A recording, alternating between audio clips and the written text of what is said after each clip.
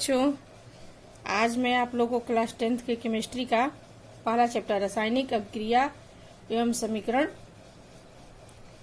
जो चैप्टर है उसका अंतिम पार्ट यानी कि 5वां पार्ट, 4 पार्ट मैंने डाल दिया है बना करके वीडियो। और इसके पहले हम लोगों ने जो पढ़ा है उसमें हमने पढ़ा है कि रासायनिक अभिक्रिया के प्रकार क्या होते हैं। रासायनिक अभिक्रिया के प्रकार मैंने आप लोग को बताया था संयोजन अभिक्रिया, वियोजन अभिक्रिया। वियोजन अभिक्रिया में मैंने बताया था उसमें अपघटन, वैद्युत अपघटन। उसके बाद मैंने आप लोगों को प्रकाश रासायनिक अभिक्रिया बताया। फिर मैंने बताया था उसके बाद ये तीसरा वीडियो था मेरा। चौथा वीडियो में मैंने आप लोग को बताया था चौथा पार्ट में कि विस्थापन अभिक्रिया क्या है, एकल विस्थापन अभिक्रिया, द्विविस्थापन अभिक्रिया और क्षेपण अभिक्रिया, उदासीनीकरण अभिक्रिया। और अंतिम में मैंने उससे बताया था उस वीडियो में अवकरण और ऑक्सीकरण अभिक्रिया किसे कहते हैं। तो ये सारी बातें मैंने आप लोग को बता दी थी। अब ये मेरा अंतिम पार्ट है इसके बाद मेरा ये चैप्टर फिनिश हो जाएगा। तो बच्चों अब हम लोग देखते हैं कि ऑक्सीकरण अवकरण होता क्या है। तो ऑक्सीकरण मैंने आप लोग को बताया था, उसी को उपचयन अभिक्रिया भी कहते हैं, जिसमें जिस अभिक्रिया में ऑक्सीजन का संयोग होता है और हाइड्रोजन का निष्कासन होता है उसे कहते हैं ऑक्सीकरण अभिक्रिया। और वैसी रासायनिक अभिक्रिया जिसमें किसी तत्व यौगिक के साथ हाइड्रोजन का संयोग और ऑक्सीजन का निष्कासन होता है उसे कहते हैं अवकरण अभिक्रिया, यानी कि दोनों एक दूसरे के उल्टा है। एक में ऑक्सीजन का संयोग होता है, हाइड्रोजन का निष्कासन होता है, और दूसरे में हाइड्रोजन का संयोग होता है और ऑक्सीजन का निष्कासन होता है। और जब ये दोनों क्रियाएं एक साथ होती है, साथ साथ होती है, उसे कहते हैं रेडॉक्स अभिक्रिया। किसी अभिक्रिया में जब दोनों साथ साथ होगा तो उसे कहेंगे रेडॉक्स अभिक्रिया। तो अब हम चालू करते हैं। आज का हमारा पहला पॉइंट है दैनिक जीवन में ऑक्सीकरण अवकरण के प्रभाव। तो बच्चों इसमें है पहला हमारा भोजन का पचना। तो जो हम भोजन खाते हैं जैसे उसमें होता है चावल, आलू, ब्रेड, उसमें मुख्यतः क्या पाया जाता है, उसमें कार्बोहाइड्रेट होता है। और ये कार्बोहाइड्रेट अपघटित होकर क्या बन जाते हैं, ग्लूकोज बन जाते हैं, यानी कि हमारे शरीर में जब पच जाते हैं तो ये ग्लूकोज के फॉर्म में आ जाते हैं। और ग्लूकोज के फॉर्म में आने के बाद हमारे शरीर की कोशिकाएं इसको अवशोषित कर लेती है। ठीक है बच्चों। और जब ये हमारे शरीर की कोशिकाओं में पहुंचता है तो वहां जब हम जो सांस लेते हैं तो वहां ऑक्सीजन पहले से मौजूद होता है, जो ऑक्सीजन इस ग्लूकोज को क्या करता है, अपघटित कर देता है। तो यहाँ देखिए क्या हुआ, ऑक्सीजन अपघटित कर दिया इसको, तो यहाँ भी ये प्रभाव दिखने को हमको मिल गया ऑक्सीकरण का। और अपघटित करके ऑक्सीजन क्या बना देता है, कार्बन डाइऑक्साइड और जल, और क्या मिलता है, ऊर्जा। और इसी ऊर्जा से हमारे सारी जैविक क्रियाएं, शारीरिक क्रियाएं जो होती है संपादित होती है। हमें शरीर को जो ऊर्जा मिलता है, बल मिलता है, वो किसके चलते मिलता है, इसी ऊर्जा से मिलता है। तो हम यहाँ देख लिए ऑक्सीकरण का प्रभाव। अब हम देखते हैं दूसरा हमारा है संक्षारण।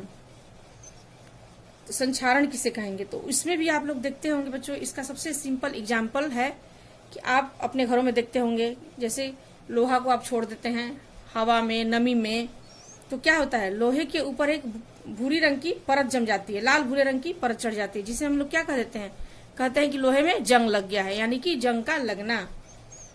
और हमारे घर में जो बर्तन होते हैं कॉपर के यानी कि तांबे के जो बर्तन होते हैं उस पर भी कुछ समय के बाद क्या हो जाता है, उस पर चढ़ जाता है एक हरे रंग की परत चढ़ जाती है। उस हरे रंग की परत किस चीज का होता है, हरा रंग का परत, कॉपर कार्बोनेट का परत जम जाता है।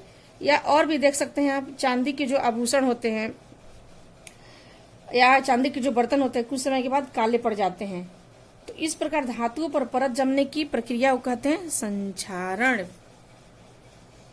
तो बच्चों इसका परिभाषा कैसे देंगे, तो संक्षारण वह रासायनिक अभिक्रिया है जिसमें धातुएं वायु, नमी और अम्ल से अभिक्रिया कर अवांछनीय पदार्थ का निर्माण करता है, उसे हम संक्षारण कहते हैं।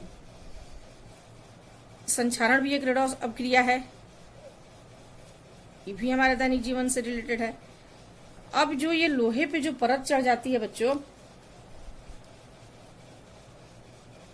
तो उस परत से क्या होता है, धीरे धीरे संक्षारण की वजह से धीरे धीरे लोहा समाप्त हो सकता है। तो उस परत को चढ़ने से बचाने के लिए या उस लोहे की धातु को बचाने के लिए, जिससे कि वो नष्ट न हो, तो हम क्या करते हैं, उस पे पेंट लगा देते हैं। आप लोगों ने देखा होगा कि लोहे की जो कोई सामान होता है तो उस पर हम लोग क्या करते हैं, पेंट कर देते हैं, जिससे कि उस पे जंग न लगे। यानी कि वो सीधे वायु और नमी के संपर्क में नहीं आ सके और जंग लगने से बच जाए। तो ये हमारा हो गया संचारण। संचारण की परिभाषा हमने आप लोग को दे दिया कि संचारण वह रासायनिक अभिक्रिया है जिसमें धातुएं वायु, नमी और अम्ल के साथ अभिक्रिया कर अवांछनीय पदार्थों का निर्माण करता है।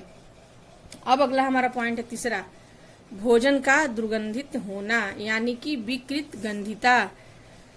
तो आप लोगों ने देखा होगा कि खाना जब हम लोग खाना ताजा ताजा बनता है उसका स्वाद कुछ और होता है, उसका गंध कुछ और होता है, लेकिन हम उसको जब छोड़ देते हैं खाने को, कुछ समय तक हवा में छोड़ देते हैं खुले में, या बहुत देर के बाद अगर उस खाने को कुछ समय के बाद देखते हैं तो उसमें क्या होता है, एक अरुचिकर गंध पैदा होता है या स्वाद भी उसका बदल जाता है। तो ये सब क्यों होता है? ऐसे ये उपचयन की क्रिया के कारण ही होता है, ऑक्सीकरण की क्रिया के कारण होता है। तो इससे बचाने के लिए, इस स्वाद हमारा खराब ना हो खाने का, हमारा जैसे बासी खाना जो होता है उसका स्वाद और गंध दोनों खराब हो जाता है, अप्रिय हो जाता है, तो उससे बचाने के लिए हम क्या करते हैं, तो खाने को हम फ्रीज में रखते हैं, यानी कि ऑक्सीडेंट प्रति उपचायक या प्रति ऑक्सीकारक द्वारा इसको रोका जा सकता है। तो खाने को कहाँ रखते हैं हम लोग कि हमारा खाना खराब ना हो, तो उस खाने को हम कहाँ रखते हैं, फ्रीज में रख देते हैं, या एयर टाइट जो बर्तन होता है उसको हिंदी में बोलते हैं वायुरोधी बर्तन में रख देते हैं, या प्रकाश से दूर रखते हैं ताकि हमारा खाना खराब ना हो। और हमारा अब तीसरा है दहन की क्रिया। तो दहन से ही समझ में आ रहा है कि जब दहन की क्रिया, अगला पॉइंट है दहन की क्रिया, जैसे कि जलावन के रूप में लकड़ी, कोयला, किरासन तेल या एलपीजी गैस का उपयोग, ये सब किस उपयोग में हम लोग लाते हैं, दहन में लाते हैं। दहन मतलब ऑक्सीजन की उपस्थिति में ये सब जलेगा, यानी कि ऑक्सीकरण अभिक्रिया यहाँ भी हमको देखने को मिलती है। दहन में कुछ और पॉइंट भी बच्चों हम लोग को पढ़ना है कि दहन किसे कहते हैं। तो दहन किसी पदार्थ के ऑक्सीजन में जलने पर ऊष्मा और प्रकाश उत्पन्न होते हैं, तो इस जलने की इस क्रिया को दहन कहते हैं। दहन से समझ में आता है कि जलना मतलब ऑक्सीजन की उपस्थिति में कोई भी पदार्थ जल करके क्या देता है, प्रकाश और ऊष्मा। जैसे कि हम देखते हैं एग्जाम्पल, ये कार्बन ऑक्सीजन की उपस्थिति में जलकर क्या देता है, ऊष्मा प्लस प्रकाश।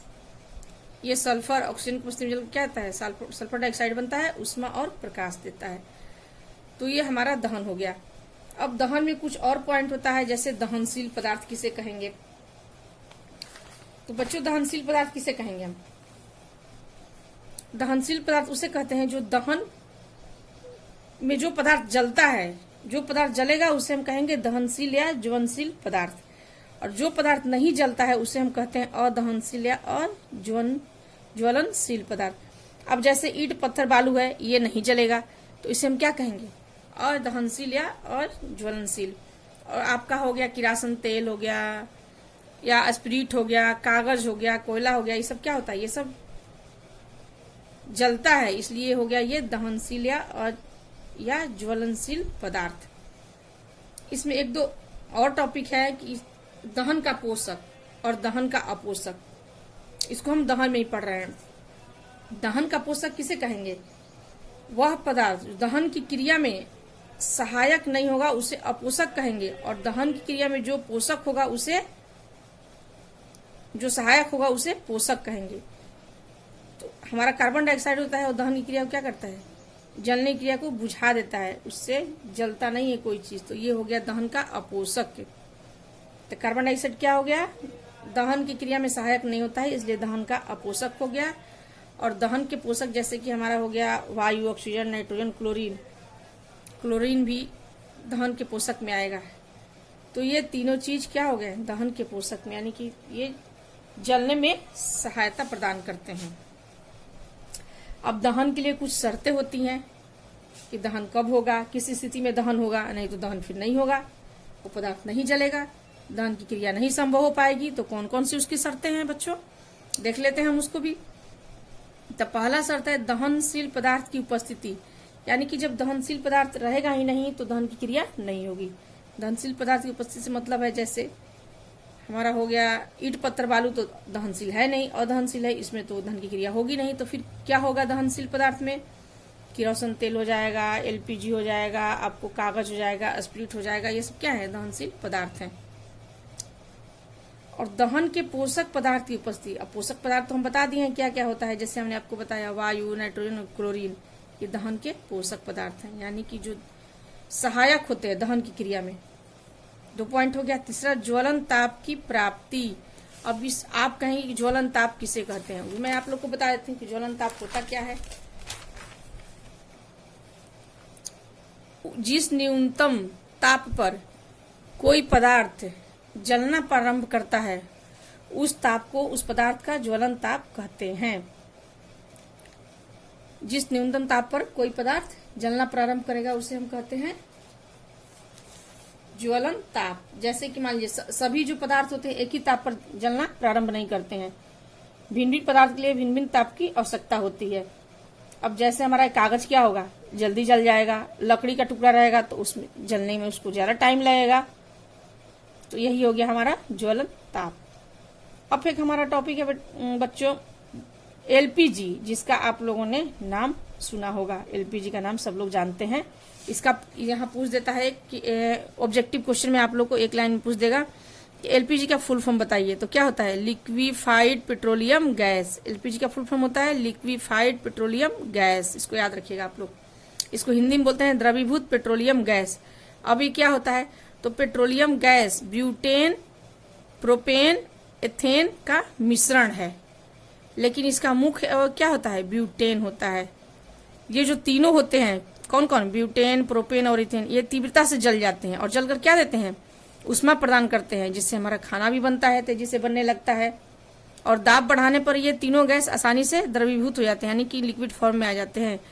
तो इस द्रव को कहते हैं द्रवीभूत पेट्रोलियम गैस, इसी को कहते हैं एलपीजी। मैंने एक चीज आप लोग को वहाँ छूट गया था बताना, जो कि मैं लास्ट में आप लोग को यहाँ दे दी हूँ, बता रही हूँ कि जो चिप, ये क्वेश्चन पूछता है इसलिए मेरे ध्यान में भी आ गया कि जो चिप्स की थैली होती है, प्लास्टिक की थैली, उसमें जो होता है, जो चिप्स होता है या कोई भी खाना होता है, तो वो खराब क्यों नहीं होता है, उसका स्वाद क्यों नहीं खराब होता है। अभी हम लोगों ने पढ़ा था ना वो विकृत गंधिता में कि उसमें खाना खराब होता है बासी होने पर, तो यहाँ क्यों नहीं होता है। तो इसलिए बच्चा की जो प्लास्टिक की थैली होती है उसमें ऑक्सीजन यानी हवा जो होता है उसको हटा करके हम लोग क्या भर देते हैं, नाइट्रोजन गैस भर देते हैं, जिससे उपचयन की क्रिया नहीं होती है और चिप्स का स्वाद खराब नहीं होता है। तो बच्चों आज हमारा अब ये चैप्टर फिनिश हो गया, द एंड हो गया, खत्म हो गया।